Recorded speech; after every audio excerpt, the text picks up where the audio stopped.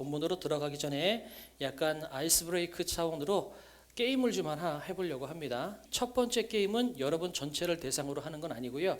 누가 제일 만만할까 하면은 시연이가 제일 만만해서 시연이한테 질문을 하도록 하겠습니다. 자, 밸런스 게임을 하려고 합니다. 이제 두 사람을 딱 될 건데요. 어떤 사람이 남친 몫으로 좋은지 둘 중에 하나를 선택하면 되는 거예요. 타격감 제일 적은 시연이한테 어려운 걸 시킵니다. 자, 첫 번째, 돈 많은 전인극이. 또 하나는 돈 없는데 돈 없고 목욕 잘 안 하는 박서준이.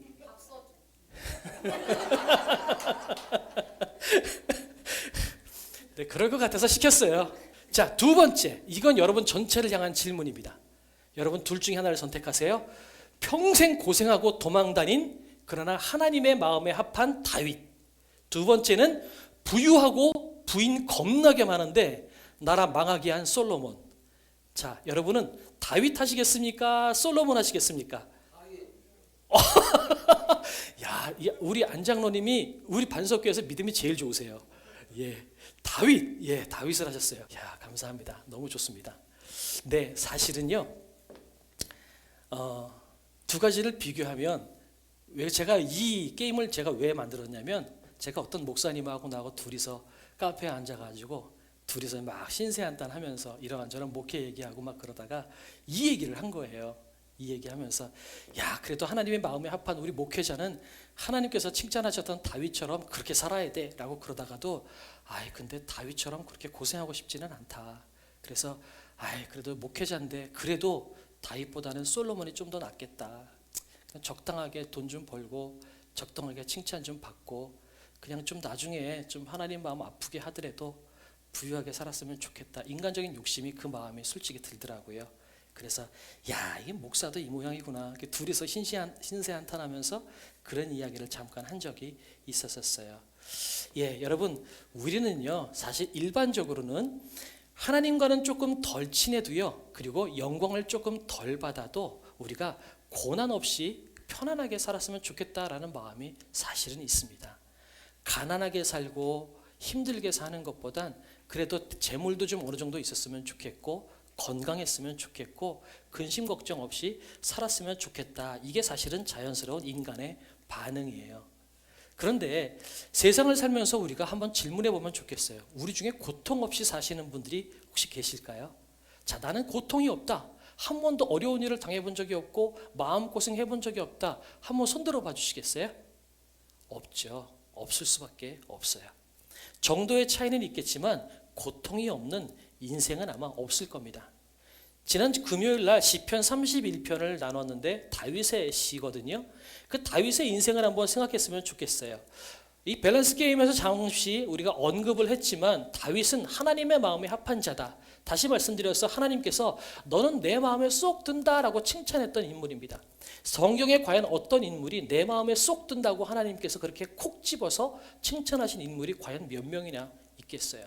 그만큼 다윗은 유일무이하게 훌륭한 사람이고 본받을 만한 사람입니다. 그런데 우리가 그 다윗의 삶으로 한번 잠깐 들어가 보면 좋겠습니다. 신학자에 따라서 다윗은요, 자기 부모가 진짜 부모가 아닐 수도 있다라는 이야기를 합니다. 왜냐하면 다윗이 시편에서 이런 고백을 하거든요. 내 부모는 나를 버렸으나 하나님은 나를 버리지 않는다라고 하는 고백을 합니다. 그 고백과 또 몇 가지 이야기들을 봤을 때, 왜냐하면 사무엘 선지자가 자식을 다 데리고 와서 하나님께서 기름 붓겠다라고 해서 이새에게 다윗의 부모에게 아이들을 다 데려오라고 이야기했을 다윗만 쏙 빼놓고 나머지들을 다 앞에다가 세우거든요. 이런 여러 가지 정황들을 봤을 때 다윗은 어쩌면 친부모가 아닐 수도 있다라고 이야기하기도 합니다. 하나님께 사무엘 선지자에 의해서 하나님께 기름 부음을 받았습니다. 기름 부음 받은 다음에 다윗의 인생은 어땠을까요? 그 이후로 다윗은 고생하기 시작을 합니다. 자기가 존경했던 사울 왕이 자기를 죽이기 위해서 쫓아다녔기 때문에 왕이 되기 전에는 사울 왕을 피해서 산으로 들로 도망다녔습니다. 근데 왕이 되고 난 다음엔 자기가 사랑하는 아들 압살롬이 자기를 죽이려고 쫓아와서 그 아들을 피해서 도망다니는 인생을 살았습니다. 우리 요즘 신문 한번 보세요. 가끔 가다가 약간 정신이 오락가락하는 친구가 자기 부모님이 용돈을 안 줬다고 부모님을 살해했다거나 아니면 부모님이 잔소리했다고 부모님을 살해했다거나 이런 기사가 가끔 실리거든요. 그런 거 보면 야, 어떻게 이런 일이 있을 수가 있을까라고 생각하는데 그런 일이 다윗의 때에 있었단 말이죠. 더군다나 다윗은 살아서 자기 앞에 아들들이 서로 죽고 죽이는 꼴을 봐야만 됐어요. 부모로서 자기 아들이 죽는 것은 가슴에 묻는다고 그러잖아요. 그만큼 상처나는 일이고 힘든 일인데도 불구하고 다윗은 자기의 자식들이 서로 죽고 죽이는 것들을 보아야만 했습니다. 다윗은 계속해서 산으로 들로 도망 다녔고요. 나중에는 자기 가족들이 포로로 붙잡히기도 했고요. 그 다음에 자기를 따라다녔던 부하들이 나중에는 내가 다윗 당신을 따라다니면서 이렇게 고생하는데 더 이상 못 따라다니겠습니다. 이렇게 해서 구테타를 일으키고 다윗을 죽이려고도 했습니다. 다윗은 자기 목숨 부지하기 위해서 친척들이 다 있고 자기 부하들이 다 있는 앞에서 적군에게 침을 질질 흘리면서 정신병자 노릇을 하기도 했었습니다. 이게 다윗의 인생입니다. 여러분, 이런 인생 우리가 살고 싶을까요? 솔직히 말하면 살고 싶지 않을 것 같습니다. 그래서 우리는 최대한 고난이 없는 길로 찾아다니고 싶어 하죠. 좁은 길보다는 넓은 길로 다니고 싶고 어두운 밤보다는 백주 대낮을 걸어 다니고 싶습니다. 울퉁불퉁된 길보다는 포장된 길을 더 많이 가고 싶습니다. 그런데 좀 전에 질문을 했던 것처럼 우리 중에 고난이 없는 인생이 없는 거예요. 왜 하나님이 우리에게 그렇게 하나같이 고난을 허락하실까 하는 겁니다. 더 깊게 들어가서 오늘 왜 하나님께서 이 욥에게 고난을 허락하셨고 왜 욥에게 이런 일이 자꾸 생길까? 우리가 여기에 대한 질문을 한번 해보려고 합니다. 그래서 욥기를 통해서 그 고난의 의미를 우리가 한번 찾아보려고 해요. 그래서 오늘 질문이 이래도 하나님 믿을래입니다. 먼저 욥이 어떤 인물인지를 한번 찾아보려고 합니다. 욥기 1장 1절에서부터 5절까지는 욥이 어떤 인물인지를 하나님께서 이 성경이 설명하고 있어요. 네 가지를 이야기합니다. 온전하고 정직하고 하나님을 경외하고 악에서 떠난 자더라. 성경 인물 중에 누가 이런 사람이 있었겠어요? 여러분, 온전했대요. 그죠? 항상 올곧게 정도만 걸어갔던 사람이라는 거예요. 정직하대요. 그리고 항상 하나님을 경외했대요. 악에서 떠나 있대요. 여러분, 이것만한 사람이 성경에 어디 있겠어요? 근데 그에게 아들 7과 딸 3이 태어나니라 라고 이야기합니다. 아들이 7이고 딸이 3이래요. 성경에서 7이나 3이라는 숫자는 완전수예요. 그 말은 그냥 7, 셋에서 10명의 자녀가 있었다라는 그런 차원이 아니라 하나님께서 자녀를 통한 복을 충만하게 주셨다라는 의미를 가지고 있어요. 그러니까 성경에서 하나님께서 이건 완전수야, 하나님께서 완전하게 복을 주셨다, 빈틈이 없다, 충만하게 주셨다, 부족함이 없다, 이 모든 것들을 의미하는 숫자들은 보통 3, 7, 10, 또 이것과 연결된 12 이런 숫자들이 보통 그런 숫자들입니다. 아들이 7과 딸이 3이 태어났다는 건 그만큼 하나님께서 자녀들을 통한 복을 부족함 없이 주었다는 의미입니다. 더군다나 그의 소유물이 양이 7,000마리, 낙타가 3,000마리, 소가 500결이, 암나귀가 500마리 정도 많고요. 동방 사람 중에 가장 훌륭한 자다. 그죠? 자녀의 복이 많았어요. 재물의 복도 많아요. 보세요. 7,000마리, 3,000마리. 그죠? 500결이는 10의 배수죠. 500마리도 10의 배수예요. 그러니까 이 모든 재물이 하나님께서 풍족하게 부유하게 더 이상 부족함이 없이 주셨다라는 이야기를 하고 있는 겁니다. 1절에는 욥이 어떤 존재인지를 이야기했고 2절, 3절은 하나님께서 얼마나 많은 복을 주셨는지, 자녀의 복과 재물의 복을 얼마나 충만하게 주셨는지를 이야기하고 있어요. 그 다음에 그의 아들들이 자기 생일에 각각 자기의 집에서 잔치를 베풀고 그의 누이 3명도 청하여 함께 먹고 마시더라. 가족이 화목하다는 거죠. 가족이 튼튼하다는 얘기를 하고 있습니다. 그 다음에 5절 보면 근데 욥은 뒷부분만 말씀을 드리면 마음으로 하나님을 욕되게 하였을까 함이라. 욥의 행위가 항상 이러하더라. 욥은 재물이 많고 가족이 화목하고 언제나 온전했던 것으로 끝나는 것이 아니라 그럼에도 불구하고 혹여라도 하나님 앞에 죄를 지을까 봐 항상 긴장하는 마음으로 하나님 앞에 제사를 드렸던 예배가 살아있는 신앙이 살아있는 그런 존재였다라고 이야기합니다. 그러니까 1절부터 5절의 이 욥을 보면 세상에 이런 사람이 어디 있을까라고 생각이 듭니다. 이 본문은 그대로 나중에 8절 가면 하나님도 사탄에게 똑같이 자랑을 합니다. 욥처럼 온전하고 완전하고 정직하고 악에서 떠난 인물은 없다라고 하나님도 자랑을 하시거든요. 그런데 이 욥처럼 온전하고 완전하고 악에서 떠나고 정직한 인물이 없다라고 하는 것은 성경에서 이야기하고 있는 인물의 최상위권을 이야기하고 있는 겁니다. 쉽게 말씀드리면 우리 모든 인간들을 대표해서 우리 모든 인간들보다 가장 위에 있는 뛰어난 인물이다라는 것을 지금 상정을 하고 이 본문이 들어가고 있다는 거죠.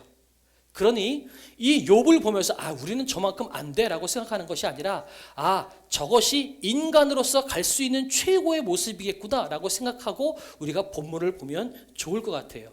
그런데 그 이후로는 본문이 갑자기 하늘로 무대가 옮겨집니다. 하늘의 회의에 사탄이 지각을 합니다. 하루는 하나님의 아들들이 와서 여호와 앞에 섰고 사탄도 그들 가운데 온지라. 여호와의 아들들이 먼저 와서 서 있는데 사탄이 나중에 그들 가운데 들어간 거죠. 다시 말해서 지각한 거예요. 하나님이 사탄을 나무랍니다. 너 도대체 어딜 그렇게 쏘다리다가 이렇게 늦게 왔어? 이렇게 말씀하신 거죠. 내가 어디서 왔느냐? 그랬더니 사탄이 뭐라고 이야기하냐면 땅을 두루 돌아 여기저기 다녀왔나이다. 내가 열심을 다해서 온 땅을 돌아다니다가 조금 늦었습니다. 이 이야기를 사탄이 하고 있는 겁니다. 여러분, 사탄이 얼마나 열심히 있는지 오늘 본문을 보면 알 수 있어요. 정말 열심히 돌아다니고 있습니다. 그러나 여기저기 땅을 다녔다는 것, 다시 말해서 열심을 다했지만 방향이 올바르지 않은 열심은 여러분 신앙생활에 도움이 되지 않습니다. 공동체를 망하게 하는 것이 방향이 올바르지 않은 그런 열심이라고 하는 겁니다. 여러분, 이단을 한번 보세요.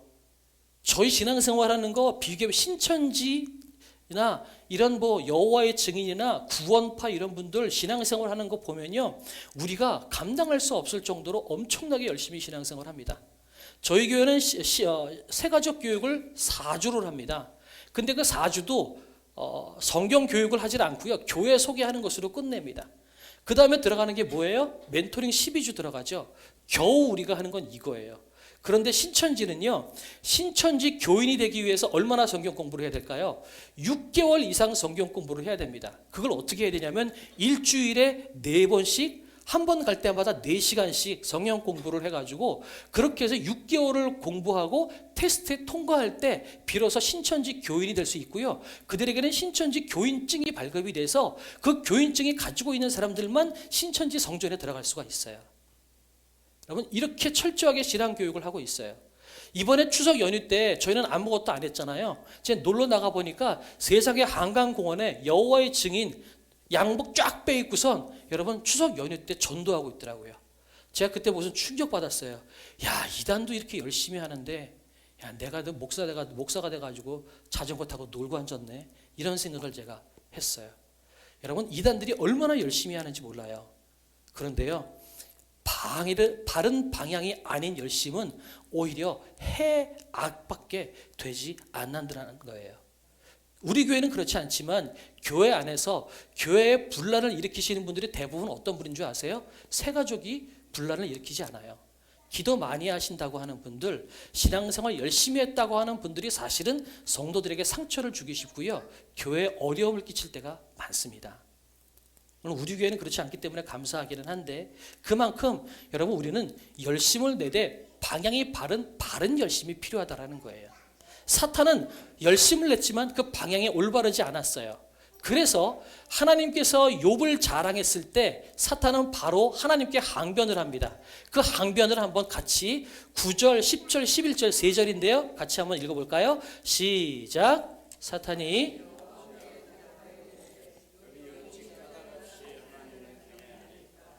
주께서 그와 그의 집과 그의 모든 소유물을 울타리로 두르심 때문이 아니니까. 주께서 그의 손으로 하는 바를 복되게 하사 그의 소유물이 땅에 넘치게 하셨음이니이다. 이제 주의 손을 펴서 그의 모든 소유물을 치소서. 그리하시면 틀림없이 주를 향하여 욕하지 아니하겠나이까. 아멘. 사실은 이 9절부터 11절까지의 말씀이 어찌 보면 욥기의 주제와 거의 방불한 말씀입니다. 이 9절에서부터 10절까지 요 말씀이 욥기 전체를 가지고 가요. 요 의미가 무슨 얘기냐면 사탄이 지금 하나님께 항변을 하거든요. 그런데 여러분 9절부터 11절까지 읽으면서 여러분 속으로 한번 질문해 보세요. 여러분은 어떠신가요? 사탄이요, 아니 하나님, 당신이 맨날 욥한테 재물도 주고 건강도 주고 자녀들도 주고 그 다음에 그런 재물들이 손해보지 않도록 맨날 울타리로 하나님이 보호해주고 계시니까 욥이 하나님 당신을 예배하는 거지, 이거 아무것도 주지 말아 보십시오. 그 울타리를 걷어보십시오. 그래도 욥이 하나님 예배할 것 같습니까? 하나님 욕하고 떠날 겁니다. 사탄이 그렇게 이야기하고 있는 거예요. 사탄은요, 얼토당토한 이야기를 가지고 우리를 흔들지 않아요. 사탄의 그 우리를 꿰는 그 꿰임을 가만히 들어보면 옳은 얘기들이 굉장히 많아요. 합리적이고요, 우리도 이해할 만한 이야기를 가지고 우리를 흔들 때가 굉장히 많다라는 거죠. 그런 거예요. 우리가 좀 기도 시간이 좀 부족해요. 그럼 사단은 어떻게 우리를 흔들까요? 야, 넌 목사가 돼가지고 기도 그것밖에 못하냐? 너 같은 놈은 목사 못해. 이게 사탄의 꾀임이에요. 사탄이 얼토당토한 말도 안 되는 이야기 가지고 저를 흔들까요? 아니에요. 제 모습을 보고 흔드는 거예요. 근거가 있는 것을 가지고 흔듭니다. 신앙생활을 조금 빈틈을 가지고 신앙생활을 하면 사단은 여러분에게 그렇게 이야기합니다. 야, 너는 교회 집사 권사가 돼가지고 신앙생활 그렇게밖에 못하겠어? 야, 너는 천국 못 가. 너 교회 생활 할 필요 없어. 하나님도 널 버릴 거야. 사단은 그렇게 꿰는다라는 거죠. 근거가 없는 것 가지고 사탄은 우리를 흔들지 않아요. 근거를 가지고 우리를 흔들고 있습니다. 혹시 여러분의 마음 가운데 그런 근거가 있는 흔들림이 여러분이 있을 때, 근거가 있다 할지라도 여러분 그것을 여러분의 음성으로 믿지 마시기 바랍니다. 성령의 음성이 아니라 그거는 사단의 음성입니다. 계속해서 우리가 지난달에 갈라디아 말씀을 통해서 우리가 나눴잖아요. 여러분, 하나님은 여러분을 자녀라고 말씀하십니다. 여러분이 조금 실수해도 넘어져도 여러분, 하나님은 여러분을 사랑하신다는 사실을 믿으시면 좋겠습니다. 그러면 여러분, 하나님이 뭔가 주시니까 하나님을 아버지라고 하지 아무도 없는데 예배하겠어요? 하나님 당신이 다 걷어가 버리시면 욕하고 떠날 겁니다. 그럼 이 사단의 질문에 대해서 여러분, 까닭없이 하나님을 경외합니까? 이렇게 사단이 묻죠. 자, 이거를 이제는 여러분에게 적용해 보세요. 여러분이 하나님이 아무것도 주시지 않아도 하나님을 예배하나요? 여러분 지금 왜 오늘 성전에 나오셨어요? 왜 하나님을 열심히 예배한다고 할까요? 여러분이 하나님을 사랑한다고 하고 하나님을 믿는다고 하는 여러분의 근거가 어디에 있습니까? 하나님이 여러분에게 재물을 주시고 건강을 주시고 많은 것들을 주시기 때문에 하는 것 아닐까요? 그럼 사탄의 말이 틀린 걸까요? 자, 이 질문을 여러분 통과해야만 됩니다. 속으로 질문해 보세요. 아마 특별히 새가족들 분들이 더 그럴 것 같아요. 야, 교회 나가면 뭐 좀 좋은 일이 있어야 될 것 같은데, 교회 나가도 별로 인생이 변한 것도 없네. 아유, 교회 나가는 거 귀찮기만 하고 별 소용없나 보다. 에이, 때려치자. 귀찮다. 이런 분들이 많죠. 그러니 사실은 신앙의 초창기 때 교회를 떠날 가능성이 굉장히 많아요. 그죠? 마찬가지예요. 우리도 물론 다 그런 건 아니겠지만 일부 같은 경우는 여러분, 하나님께서 아무것도 주시지 않아요. 도무지 복도 없는 것 같고 왜 신앙생활을 하는지 모르겠어요. 그러면 어떤 생각이 들까요? 야, 이거 하나님 안 계신가 보다. 이거 신앙생활 교회 다닌다는 거 별 소용이 없나 보다. 에이, 때려치자. 그리고 교회를 그만두려고 할 때가 많다라는 거죠. 그런데 그 사탄의 항변에 대해서 오늘 하나님께서 이렇게 말씀을 하십니다. 같이 한번 읽어볼까요? 시작.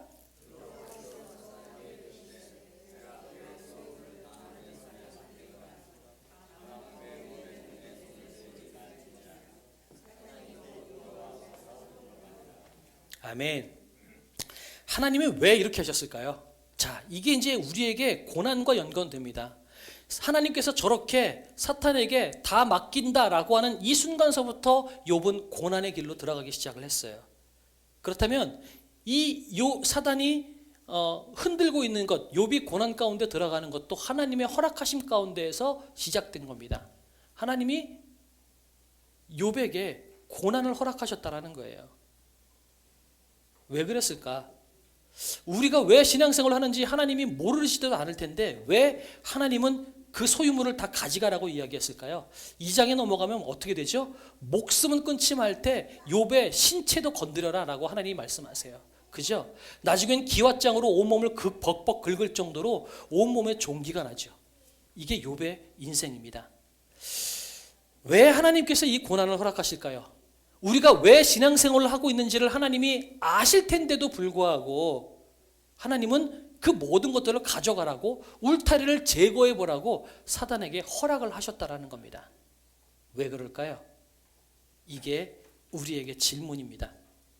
이거 다시 말씀드리면 여러분이 왜 고난이 있을까요? 그 질문에 대한 답입니다.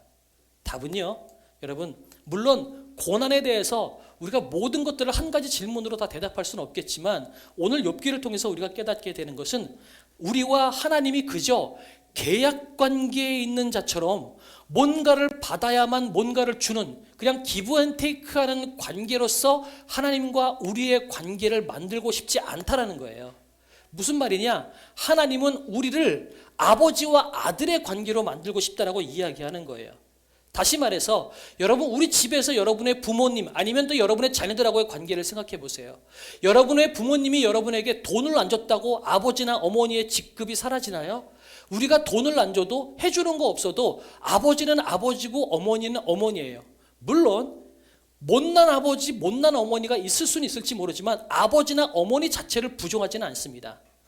주고받고의 문제가 아니라 그저 아버지와 어머니는 핏줄로 맺어진 피로 연결된 한 가족이라는 사실은 변함이 없어요. 하나님이 오늘 우리에게 이것을 하기 원하신다라는 거예요. 그래서 하나님께서 아무것도 없이 모든 울타리가 없어져 버려도 사탄이 지금 이야기한 것처럼 까닭 없어도 하나님을 예배할 수 있는 사람으로 우리를 만들고 싶어 하신다는 것이 하나님께서 우리에게 고난을 허락하신다는 이유라는 겁니다. 그런데 우리 삶을 지금 한번 보세요. 우리가 아버지는 어떤 상황 가운데서도 아버지라고 이야기하지만 하나님을 향해서는 하나님은 분명히 우리에게 생명도 주셨고 우리를 창조하신 분이기도 함에도 불구하고 우리는 하나님이 우리에게 아무것도 안 주면 우리는 하나님을 예배 안 하려고 해요. 기도가 응답이 안 되면 하나님이 나를 버렸나 보다 생각하고 나도 하나님을 떠나겠다고 생각을 합니다.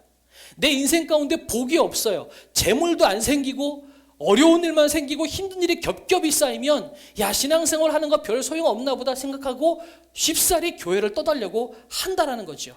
그죠? 뭔가를 받아야만 하나님을 예배하고 인정하려고 하는 습성이 우리 가운데 있어요. 마치 점집 가서 돈 얼마 주고 점 받아내는 것처럼 어떻게 하면 어떻게 받는 것처럼 하나님과 우리와의 관계도 우리는 그렇게 하려고 할 때가 많다라는 거죠. 제가 어저께 어떤 권사님하고 이야기하다가 세상에 점집 5만 원이면 용하다는 점집 가서 점 칠 수 있대요. 5만 원밖에 안 된대요. 어제 제가 예배를 드렸던 그 권사님의 얘기거든요. 주변에서 그런데요. 사업이 되게 어려우니까 야, 너 맨날 예배 드려봐야 사업 피지도 않고 맨날 어려운데 뭐하러 예배 드리냐? 또 아직도 너 예배 드리냐? 그렇게 옆에서 비웃는데요. 그러면서 살짝 얘기하는데 야, 5만 원이면 용하다는 점집 있어. 차라리 거기 가는 게 나아. 이렇게 얘기를 한다고 합니다. 실제로 그래서 집사님, 권사님들이 그렇게 점집을 많이 다니신대요. 우리가 하나님을 그렇게 보고 있는 거예요. 하나님이 뭔가를 안 주면 기꺼이 우리를 버릴 만한 존재. 우리는 그렇게 하나님을 생각하는데 하나님은 우리를 그렇게 만들기 원치 않다라는 거예요. 주고받고의 문제가 아니라 영원히 피로 맺어진 아버지와 아들로 만들고 싶다. 그것을 하나님께서 우리에게 요구하고 계시는 거예요. 하나님은 우리를 그 정도 인간으로 머물게 하지 않으시겠다라는 거죠. 상황이나 대가를 보고 사랑하는 하나님이 아니라 그냥 그분 자체가 우리에게 사랑하는 아버지, 내가 존경하고 예배할 만한 아버지로 그런 예배하는 그런 아들, 그런 인간을 만들어 내시겠다고 이야기하는 겁니다. 이것을 위해서 사단에게 고난을 허락하셨을 뿐 아니라 하나님이 그런 존재로 만들어지는 것을 위해, 인간이 그런 존재로 만들어지는 것을 위해서 하나님께서 한낱 피조물인 사단에게 자기의 명예를 걸고 사단과 싸움을 하고 있다는 것입니다.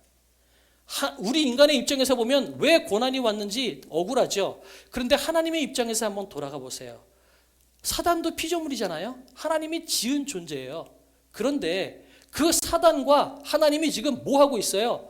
한낱 인간인 욥을 걸고 내기를 하고 있어요.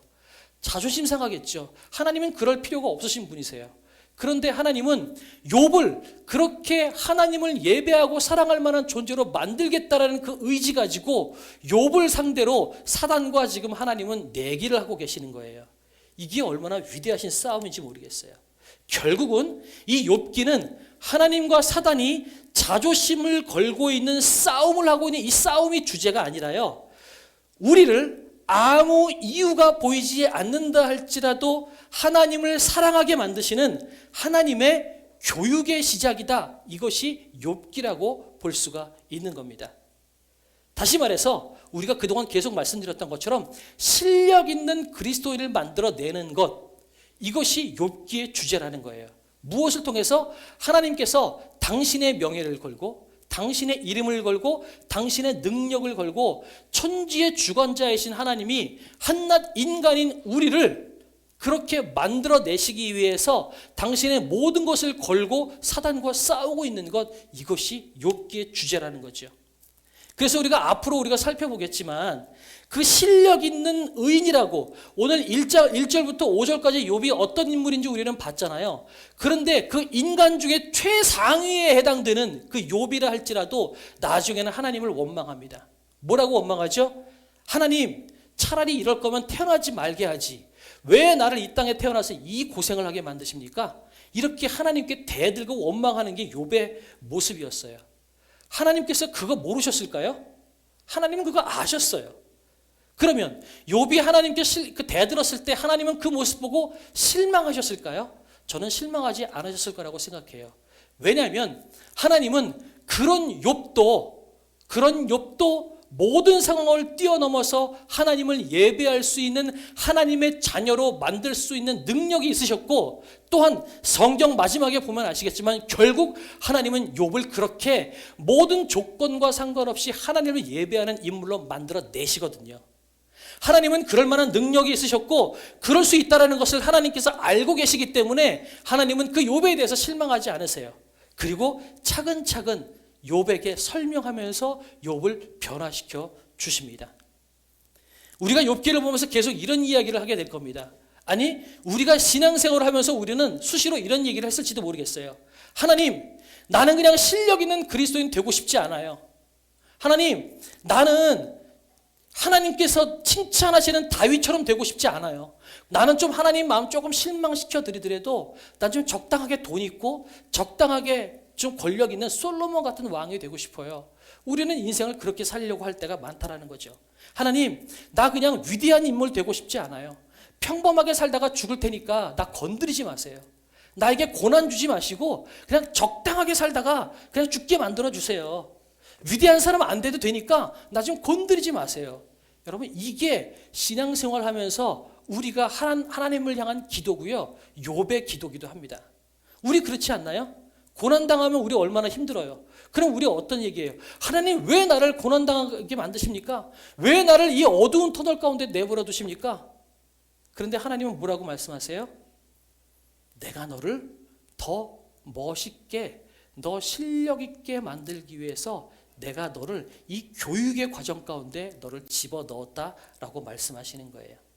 나는 너를 그렇게 평범한 존재, 고만한 존재로 만들지 않았다. 너는 네가 생각한 것보다 훨씬 위대하고 훨씬 더 멋있는 존재다. 너 조금만 그 고난을 참아라. 네가 참으면 네가 얼마나 멋있는 존재인지, 얼마나 위대한 존재인지 내가 너를 만들어주마. 나를 믿고 조금만 더 참아라. 이 욥기를 통해서 하나님께서 우리에게 말씀하시는 거예요. 어제 저녁에 배드민턴의 안세영 선수가 금메달을 땄어요. 그런데 그 태릉 선수촌에 있는 선수촌장이 뭐라고 얘기하냐면, 저 안세영 선수는 금메달 딸 줄 알았습니다 라고 이야기하더라고요. 왜 그러냐면 자기는 이미 세계 랭킹 1위가 됐는데도 불구하고 아침, 점심, 저녁으로 심지어 모든 일과가 끝나고 나서도 자기는 혼자 나가서 밤에 나가서 연습을 하더랍니다. 세계 랭킹 1위가 됐는데도 저렇게 밤에 나가서 선수촌에서 연습하는 거 쉽지 않습니다. 그런데 그 친구는 그것을 하더랍니다. 여러분, 배드민턴의 스매싱을 강하게 하기 위해서 이 팔을 겨드랑이에서 10cm를 띄우는 훈련을 하기 위해서 3년을 고생을 했대요. 그 10cm를 띄우려고 하는 그 훈련, 3년의 고생이 있었기 때문에 지금 안세영 선수는 어느 누구도 범접할 수 없는 금메달 선수가 될 수 있었다라는 거죠. 이것을 우리 신앙생활에다 적용해 보면 우리는 그냥 국가대표 선수가 됐다는 사실만으로도 우리는 감사해요. 우리는 그것만 가지고도 만족스러워요. 그래서 하나님, 그냥 나는 국가대표 선수까지 아니어도 나는 그저 배드민턴 칠 수만 있으면 돼요. 나는 그냥 동호회에서 배드민턴 넘길 수만 있어도 나는 즐겁고 재밌어요. 나는 이 정도로 만족하며 살고 싶어요 라고 하나님께 이야기하는데, 하나님은 우리에게 말씀하시는 게 뭐냐면, 나는 너를 믿음의 국가대표로 만들고 싶고, 나는 너를 믿음의 금메달리스트로 만들고 싶고, 나는 너를 믿음의 세계 랭킹 1위로 만들겠다라고 하나님께서 우리에게 말씀하시는 거예요. 그러니까 우리는 그게 너무 싫은 거죠. 하나님, 날 좀 내버려 두세요. 그만두세요. 고난 좀 주지 마세요. 그런데 하나님은 우리 가운데 고난을 주신다는 거예요. 왜요? 고난이 있지 않으면 우리는 하나님께서 원하시는 그 지경까지 올라갈 수가 없기 때문에 그래요. 성경에서 이야기하는 믿음의 사람의 최상위권이 욥이에요. 그런데 그 욥조차도 결론적으로 어떻게 되냐면, 자기는 우리가 생각하는 그런 신앙생활을 하고 있었던 거예요. 내가 열심히 하면 하나님의 복 주시고. 여러분, 이게 인간의 한계예요. 그런데 하나님은 그게 아니라, 네가 어떠해도 나는 너를 사랑하는 네 아들이라고 나는 여기고 있고, 또한 동시에 내가 너에게 아무것도 주지 않아도 너는 나를 아버지라고 부를 수 있을 만한 그런 믿음의 지경까지 나는 너를 끌어올릴 거야 라고 말씀하시는 것이 욥기를 통해서 우리에게 하시는 말씀이라는 거죠. 여러분, 우리 사랑하는 우리 반석의 모든 성도 여러분, 하나님께서 욥을 그렇게 성장시키시는 것은 고난과 연단을 통해서, 다시 말해서 사단이 오늘 이야기했던 것처럼 그 울타리를 제거함으로 인해서 우리에게 하나님께서 원하시는 지경까지 우리를 올려주시고 계시는 겁니다. 그러니 우리가 고난을 당하고 어려움을 당하고 있어요. 그것은 하나님께서 여러분을 더 높게 세우시기 위한 하나님의 교육의 커리큘럼이라는 사실을 여러분이 믿으셨으면 좋겠습니다.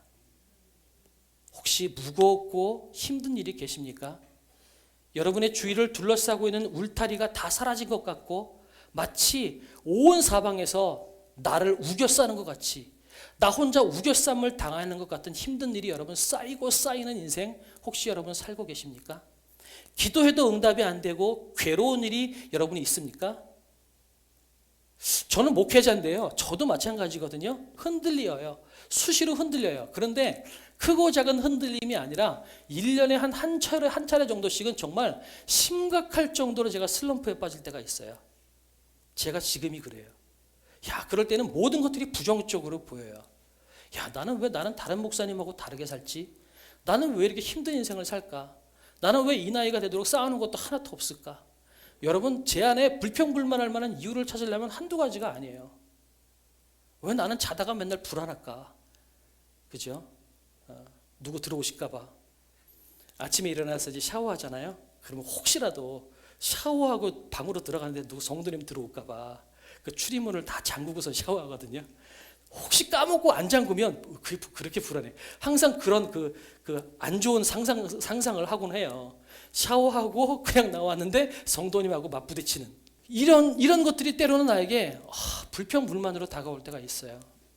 너무나 감사하고 좋고 하나님께서 은혜로 나를 엮어주셨음에도 불구하고 은혜가 확 떨어지면 내 인생 가운데 모든 것들이 불평불만으로 느껴질 때가 있어요. 기도해도 응답 안 되는 것들이 산더미고요. 힘들다. 왜 이런 마음을 난 이렇게 살까? 왜 하나님은 내 기도에 침묵하실까? 목사도 그렇습니다. 은혜가 떨어지면 그래요. 이럴 때는 어느 누구의 조언도 안 들어와요. 여러분, 저한테 조언하시려고 하지 마세요. 아무 소리도 안 들려요. 그냥 기도하면서 해결해야 돼요. 그래서 하나님한테 매달려야 되는 거죠. 그런데요, 이런 마음이 비단 저뿐이겠어요? 여러분은 그런 시간들이 없으실까요? 누구나 그런 시간 가지실 수 있어요. 정도의 차이는 있겠지만 이런 비슷한 영적인 슬럼프에 빠진 분들이 계시리라 믿습니다. 이럴 때는 어떤 격려도 위로가 되지 않아요. 그런데 그럴 때 하나님이 나에게 물으십니다. 이렇게 물어요. 그래도 내가 너의 하나님이냐? 오늘 지난 금요일 날 시편 31편을 나눴는데 다윗도 그랬어요. 다윗도요, 시편 31편에 이렇게 이야기를 합니다. 내 인생을 슬픔으로 보내시며 나의 연수를 탄식으로 보내시며 내 기력이 나의 죄악 때문에 약하여지며 나의 뼈가 쇠어도소이다. 얼마나 힘들고 괴로우면 뼈가 약해지고 있대요. 다윗이 이렇게 고백하거든요. 그런데 다윗이 이 고백의 끝에 이렇게 고백을 해요. 여호와여, 그러하여도 나는 주께 의지하고 말하기를 주는 내 하나님이라 하였나이다. 이게 그리스도인의 실력이라는 거예요. 왜 하나님이 다윗을 칭찬하셨을까요? 그것은 다윗은 흔들리고 넘어지기도 했지만 그런 과정 가운데에도 그래도 하나님이 나의 하나님이다라는 고백만큼은 포기하지 않았어요. 이것이 그리스도인의 실력이라는 거죠. 욥기도 마찬가지예요. 욥은 물론 생각은 내가 뭔가를 해줘야 하나님이 나에게 복 주신 거고 하나님이 나에게 복을 주셔야 내가 뭔가를 해주지 라는 그런 고정관념에 욥도 빠져 있었거든요. 그런데 욥이 칭찬받을 만한 것 하나가 있어요. 뭐냐면 그럼에도 불구하고 하나님이 나의 하나님이라는 고백은 욥이 포기하지 않아요. 이게 실력 있는 그리스도인이라는 겁니다. 우리 사랑하는 반석교 여러분, 아무리 어두운 터널을 걸어가고 그 시간이 아무리 길고 지루해 보여도 그래서 하나님이 내게 침묵하신 것 같아도 심지어 내가 이 세상을 살아가는 내 인생 자체가 저주스러운 인생 같아 보인다 할지라도 여러분 견뎌내셨으면 좋겠어요. 이 길의 끝에 분명히 여러분은 하나님께서 원하시는 그 모양만큼 여러분은 자라 있을 것입니다. 피할 길은 없습니다. 나 좀 내버려 두십시오. 나 좀 고난 안 받아도 나 멋있어지고 싶지 않으니까 나 고난 안 받게 해주십시오. 나는 평범하게 살게 해주십시오. 라고 여러분이 얘기해도 여러분은 피할 길이 없어요. 왜요? 천지를 만드시고 여러분을 만드신 하나님께서 여러분을 그냥 그렇게 평범한 존재로 놔두고 싶지 않으시거든요. 그래서 여러분에게 고난과 연단과 아픔을 통해서도 하나님께서 너는 멋있어지기를 원한다. 너는 실력 있는 그리스도인이 되기를 원한다. 하나님께서 그렇게 말씀하시고 있다라는 거죠. 여러분, 하나님께서 기대하시는 우리가 그 멋있는 믿음의 거장이 되어 있을 것을 우리가 기대하면서 우리가 견뎌냈으면 좋겠습니다. 여러분에게 고난이 있다면 그것은 하나님이 여러분에게 고개를 돌려버리신 것이 아니라 오히려 하나님이 여러분을 빚어내시기 위해서 손을 대고 계시는 시간이라는 것입니다. 이것이 고난의 의미고 이것이 욥기를 통해서 우리에게 하시는 말씀이라는 거죠. 그래서 우리가 찬양하고 기도하기 원하는데요. 그러고 보니까 그동안 우리가 하나님을 예배했던 것, 하나님이 계속해서 많은 것들을 주시고 우리를 울타리로 채워주셨기 때문에 우리가 그동안 하나님을 예배한 거 아니겠어요?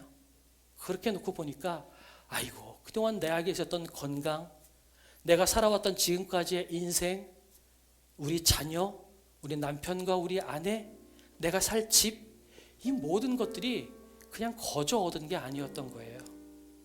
하나님이 은혜로 나에게 주신 거예요. 그죠? 야, 이 모든 것들이 내가 노력해서 내가 열심히 땀 흘려서 번 건 줄 알았더니 돌이켜보니까 다 하나님의 은혜구나. 그렇게 생각이 되는 거죠. 그래서 우리 찬양하면서 잠깐 기도하기 원합니다. 우리 그동안 내가 가졌던 모든 것들이 은혜입니다. 우리 믿음으로 고백하겠습니다.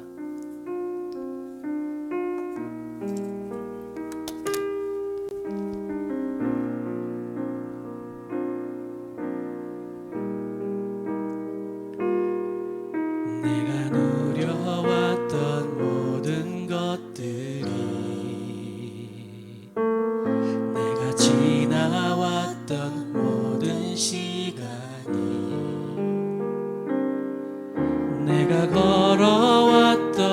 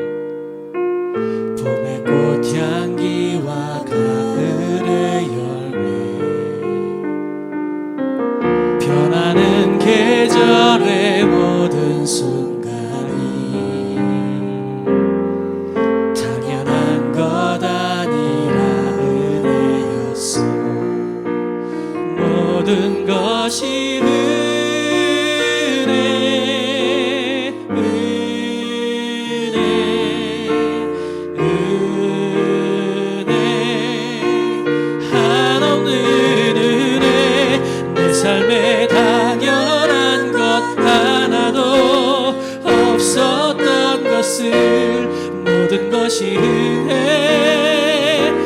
은혜였소. 내가 이 땅에 태어나 사는 것, 어린아이 시절과 지금까지 숨을 쉬며 살며 꿈을 꾸는 삶,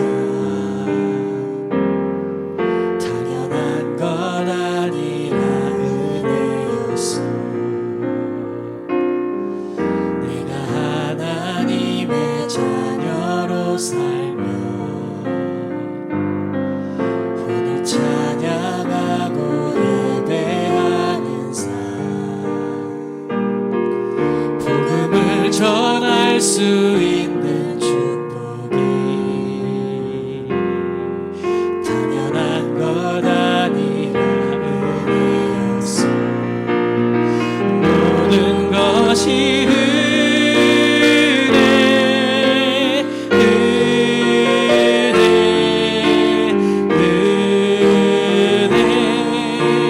한없는 은혜. 내 삶에 당연한 것 하나도 없었던 것을 모든 것이 은혜였.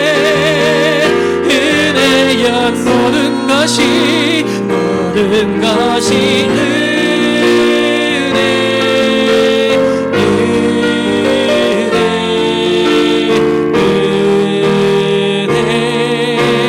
한없는 은혜. 내 삶에 당연한 것 하나도 없었던 것을 모든 것이 은혜. 다시 한번 모든 것이 은혜. 모든 것이 은혜,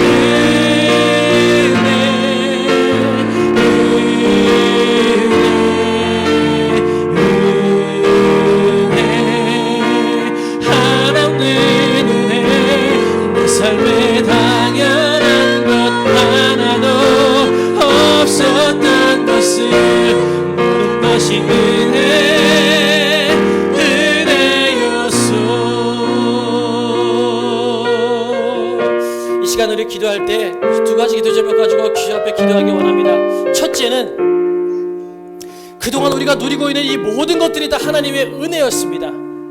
내가 노력해서 얻은 것이 아니라, 당연하게 준 것이 아니라 하나님께서 은혜로 우리에게 주신 겁니다. 내 직장, 숨 쉴 수 있는 호흡, 내 집, 차, 예배할 수 있는 교회, 이 시간들, 자녀들, 남편과 아내, 그 어느 것 하나도 하나님의 은혜 아니면 얻을 수 없었던 것들이었습니다.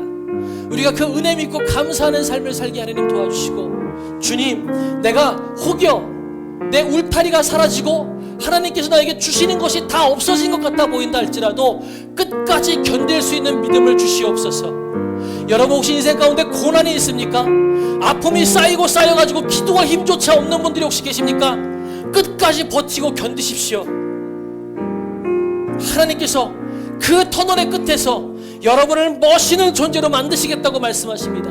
나는 너를 놓지 않겠다. 나는 너를 포기하지 않겠다. 나는 너를 반드시 멋있게 만들어내고야 말겠다라고 말씀하시는 그 하나님의 음성을 믿고 끝까지 견디고 버티십시오. 그리고 하나님, 아무리 힘들고 어렵다 할지라도 내가 주님을 끝까지 인정하고 사랑하는 믿음이 흔들리지 않도록 하나님 도와주시옵소서. 우리 믿음의 긴 제목 가지고 우리 주 앞에 잠깐 기도하며 나가도록 하겠습니다. 기도하시겠습니다.